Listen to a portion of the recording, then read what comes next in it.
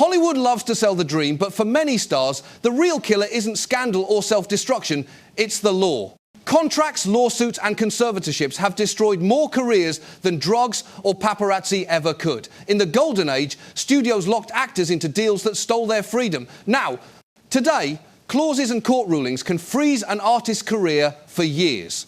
In this video, we'll uncover shocking cases where legality became Hollywood's sharpest weapon, stars trapped in slave contracts, icons silenced by conservatorships, and careers ended not by scandal, but by signatures and judges' gavels.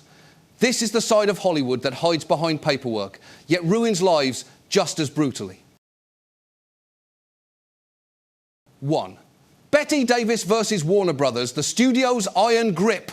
In the 1930s, Bette Davis was not just another actress, she was one of Warner Brothers' brightest jewels. Audiences adored her sharp features, piercing eyes, and fiery performances. But Davis herself grew restless. She wanted meaty roles, scripts that matched her intelligence and ambition. Instead, the studio kept assigning her films she despised, shallow melodramas churned out to fill theatre schedules. Frustrated, Davis made a daring move. She fled to England, signing on to work outside of Warner Brothers. For a moment, it seemed she might finally control her destiny. But Hollywood's legal machinery quickly crushed that dream. Warner sued, dragging her through British courts. Their argument was simple. She had signed a contract, and a contract was law. The judges sided with the studio. Davis lost not only the case, but also her chance at freedom. She was forced back into Hollywood's grip, a reminder that even stars were property. "I was nothing more than a chattel," she later admitted, describing herself as a slave to the studio system. Although Davis eventually regained some leverage when Warner realised her box office draw, the scars remained. For years, her career path was shaped less by her own choices than by the clauses lawyers waved in front of her. The battle left a lasting mark, not just on Davis, but on every actor who saw what happened when you dared to defy the studios. In Hollywood's golden age, contracts weren't opportunities. They were cages, gilded and locked.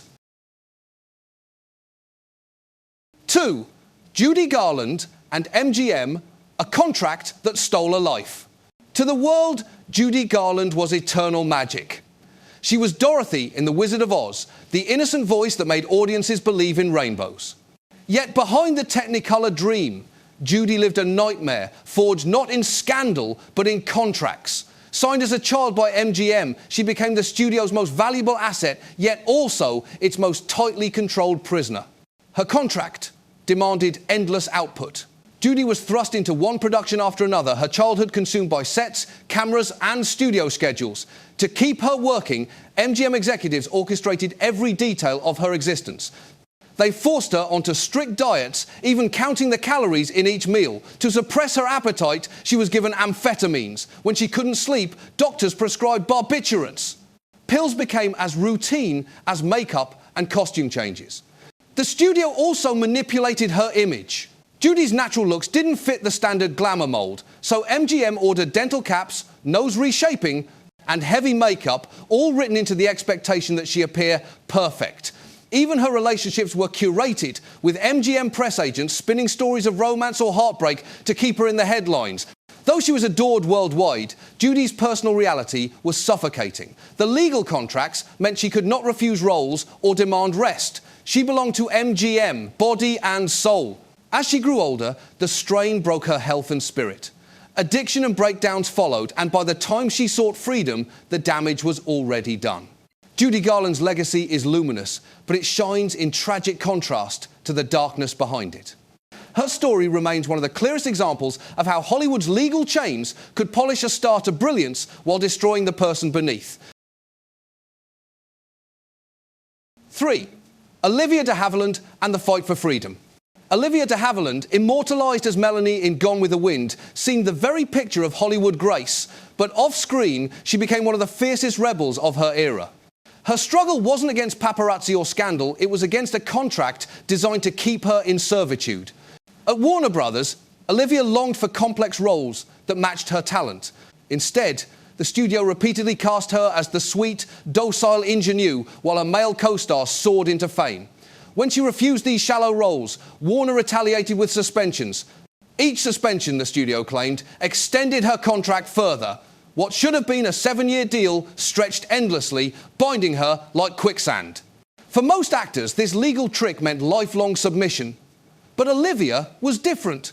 She hired lawyers, took the fight to court, and risked being blacklisted forever.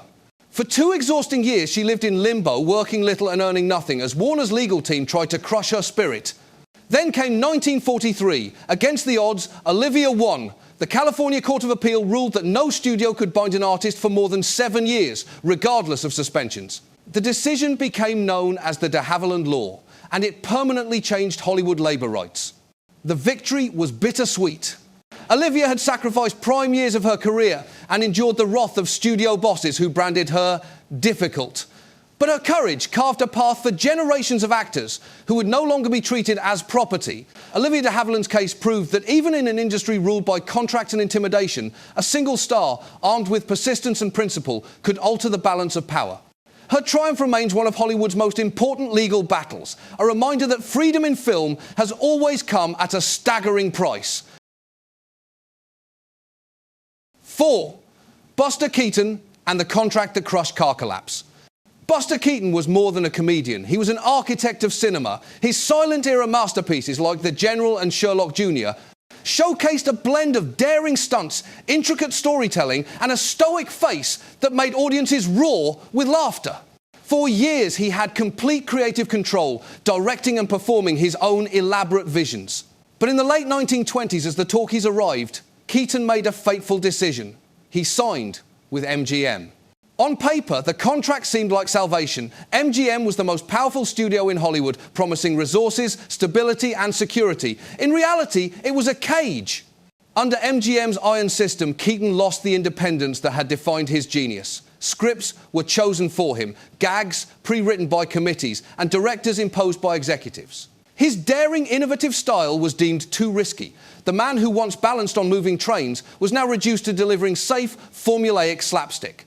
Keaton bristled against the system, but the contract gave him no room to resist. He was trapped in a cycle of mediocrity, churning out films that bore none of his trademark creativity. Audiences once captivated by his brilliance began to drift away. The disappointment ate at him, and he turned to alcohol, a downward spiral fueled by frustration and helplessness.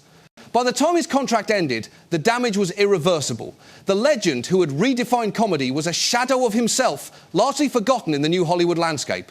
Keaton later admitted that signing with MGM was the biggest mistake of his life. His story stands as one of the clearest examples of how a contract designed to guarantee success can instead dismantle a career. It wasn't scandal or failure that ended Buster Keaton's reign. It was legal paperwork, wielded with clinical efficiency, that extinguished one of cinema's brightest flames.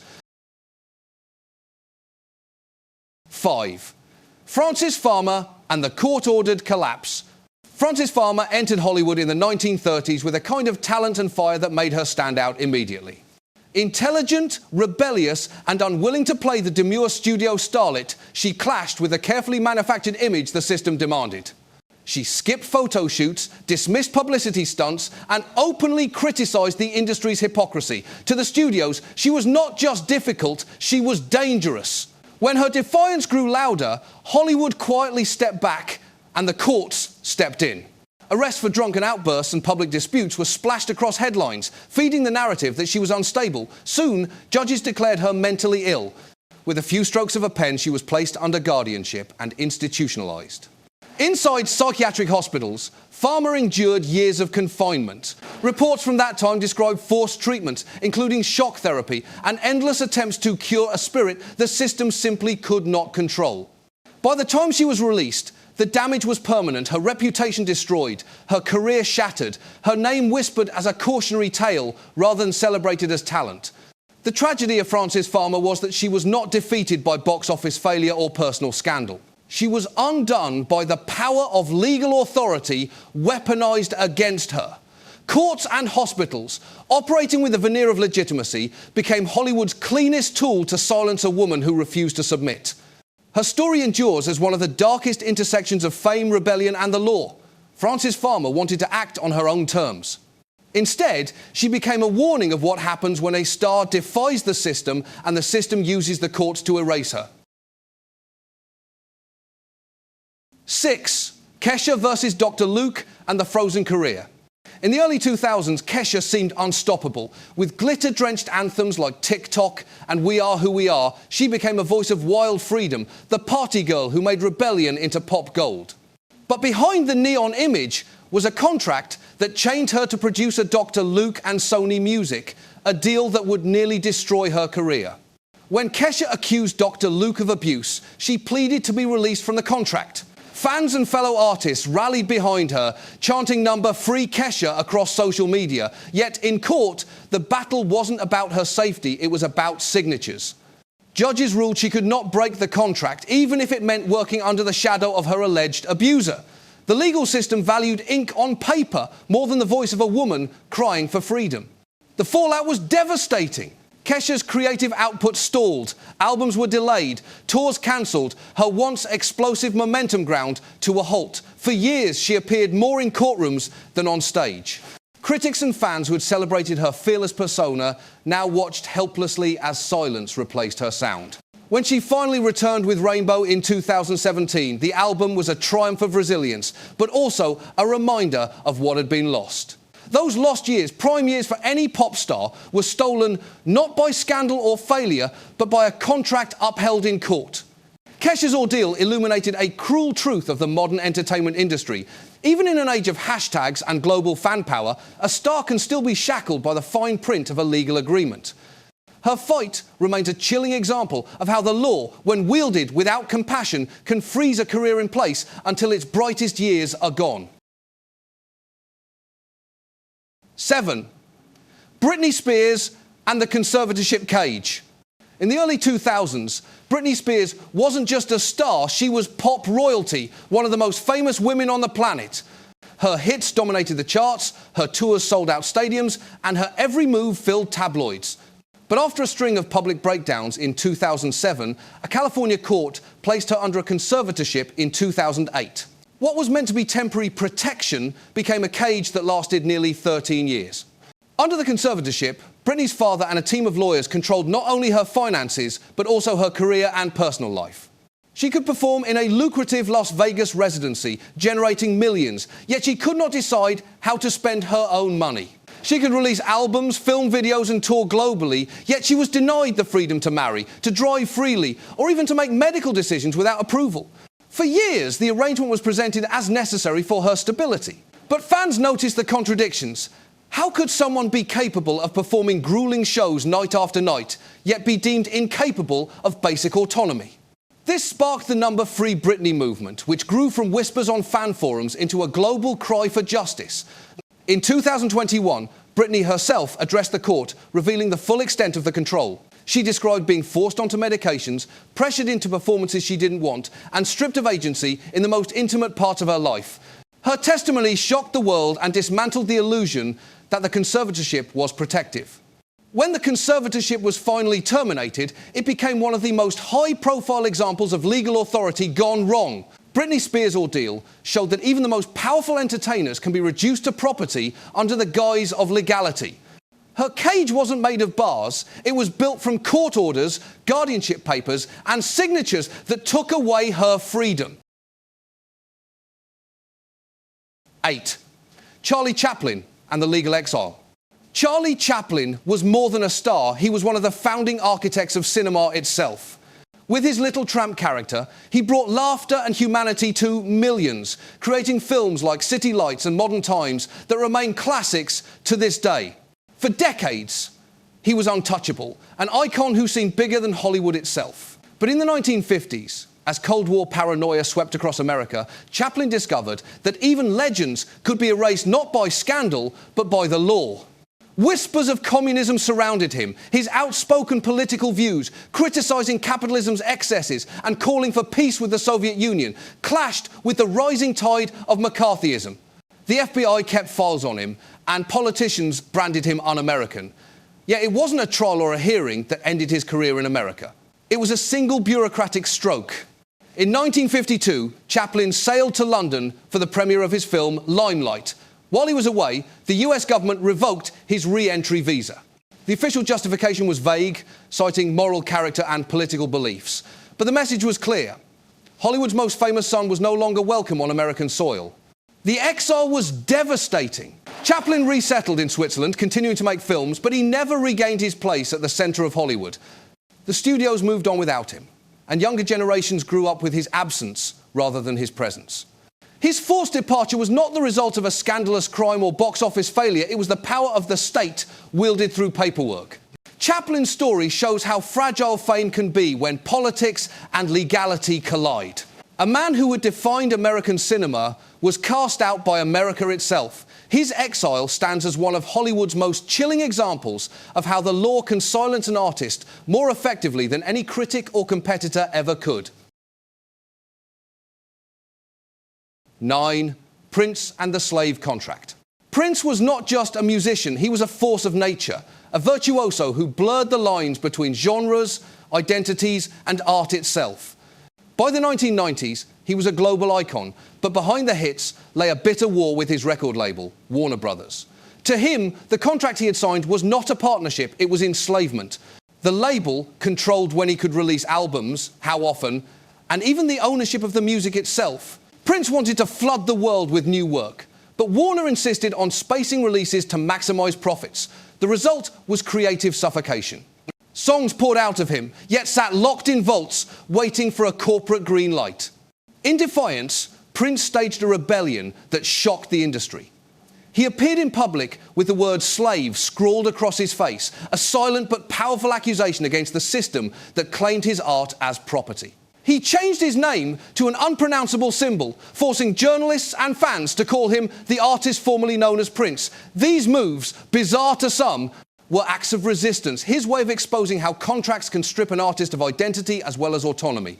The standoff lasted years. Warner clung to his masters, and Prince endured a period where his reputation was overshadowed by his protest. Critics dismissed him as eccentric, while fans waited impatiently for the music he was desperate to share. Only later, after grueling negotiations and persistence, did he regain control of his catalogue. Prince eventually emerged victorious, his legacy intact, but the scars were visible.